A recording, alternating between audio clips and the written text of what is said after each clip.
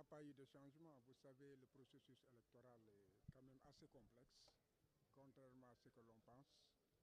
Nous sommes dans un système où rien n'est clair, où il y a toujours des pièges qui sont posés pour éliminer des citoyens alors que la loi devrait gagner à être claire pour qu'elle puisse être appliquée convenablement.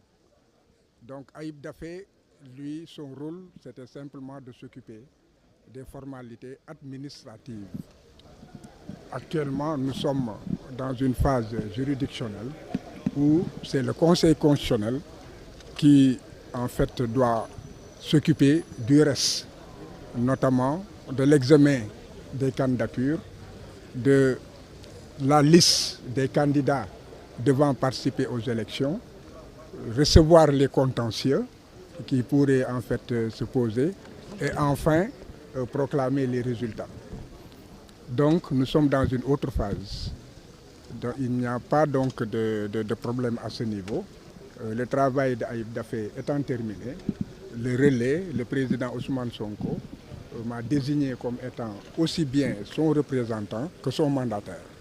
Parce que dans la loi, il y a le représentant, il y a le mandataire, et il est clairement expliqué que si le représentant n'est pas le mandataire lui-même, il doit se présenter en personne. Or, il est en détention.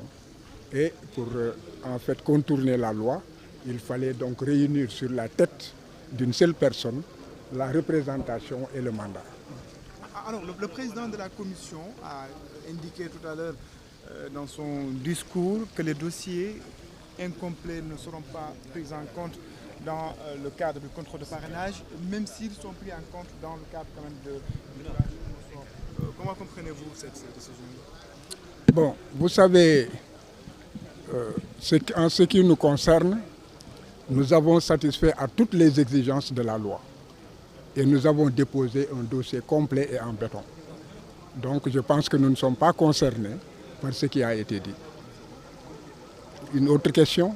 La quatrième position d'Ousmane Sonko, ça a été quelque chose de bon? Vous savez, il faudrait d'abord que l'opinion soit informée sur le fait que la candidature d'Ousmane Sonko est portée par une coalition de partis. Il y a le Front National, il y a ensuite l'Union des forces patriotiques, il y a enfin il y a un troisième, c'est le cadre de réflexion pour un développement intégral.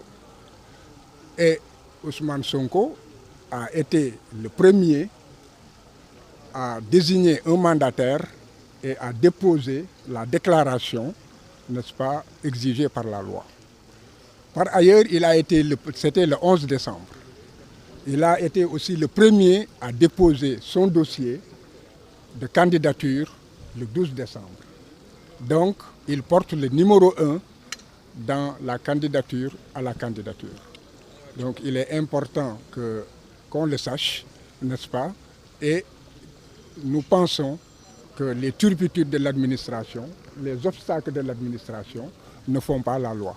La loi, elle est là, elle permet toujours à une partie de satisfaire aux obligations légales et nous avons satisfait à toutes ces obligations. Alors, vous avez satisfait à toutes ces obligations, mais on a constaté que la